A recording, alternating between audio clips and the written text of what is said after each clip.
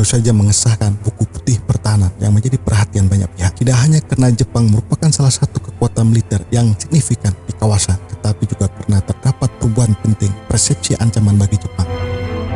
Dalam dokumen strategis tersebut, Jepang menyatakan Cina telah tumbuh sebagai kekuatan yang lebih mengancam keamanannya, lebih berbahaya daripada korup yang mengembangkan senjata nuklir. Persepsi ancaman kemudian menjadi landasan Jepang untuk memacu pembangunan kekuatan militernya. Persepsi ancaman yang tertuang dalam buku putih Jepang perlu dicermati secara seksama oleh pemerintah Indonesia, para pengambil kebijakan, termasuk oleh anggota Dewan Perwakilan Rakyat kita yang terhormat. Sebab setiap perkembangan dinamika dan kekuatan militer akan mempengaruhi perimbangan kekuatan dan stabilitas keamanan di kawasan. Tentu ini yang kita khawatirkan. Lalu apa langkah strategis Indonesia untuk mengantisipasi apabila terjadi konflik di kawasan tersebut?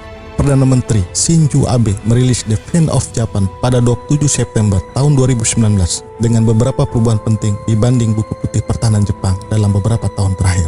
Korut selama beberapa tahun terakhir telah dianggap sebagai salah satu ancaman terbesar bagi keamanan Jepang, terutama karena mengembangkan rudal dan hulu ledak nuklir. Stabilitas di semenanjung Korea sejak lama selalu menjadi kekhawatiran Jepang. Sejak awal tahun 2018, ketegangan semenanjung Korea terus mereda dan Korut juga sudah tidak lagi melakukan uji coba senjata nuklir dan rudal dalam periode tersebut. Namun pada buku putih pertahanan tahun 2018, Tokyo menyatakan senjata nuklir dan rudal Korut sebagai ancaman terbesar.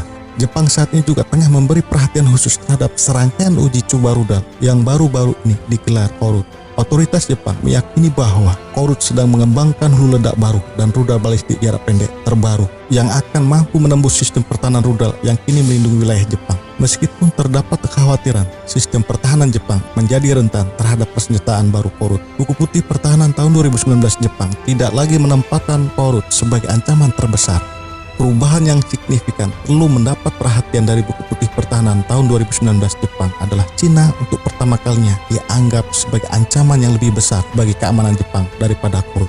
Jepang mengungkapkan bahwa salah satu faktor yang membuat Jepang semakin khawatir terhadap Cina adalah peningkatan belanja militer Cina yang terus meningkat dan diperkirakan peningkatan anggaran pertahanan mencapai 7,5% untuk tahun 2019. Kenaikan ini lebih rendah dari kenaikan tahun sebelumnya, tetapi masih melampaui target pertumbuhan ekonominya. Akan terjadi kenaikan sekitar 177 miliar dolar Amerika Serikat dibanding tahun 2018.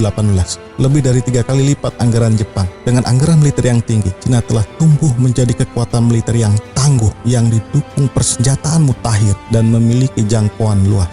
Penggelaran aset militer Cina, udara dan laut di Pasifik Barat dan melalui Selat Tsushima ke Laut Jepang dengan frekuensi yang lebih besar juga menjadi dasar kekhawatiran Jepang. Kehadiran kekuatan Cina di Laut Cina Selatan dan sekitar Taiwan juga terus meningkat. Kejelasan posisi Jepang ini penting untuk dipahami negara-negara terkait, termasuk negara-negara yang berkepentingan atas perdamaian dan stabilitas kawasan. Buku putih pertahanan Jepang tahun 2019 semestinya menjadi landasan negara-negara tersebut, termasuk Indonesia, untuk melakukan kalkulasi kekuatan militer dan menyusun kebijakan dan strategi pertahanan, serta mengambil langkah-langkah yang dapat menjaga perdamaian dan stabilitas kawasan.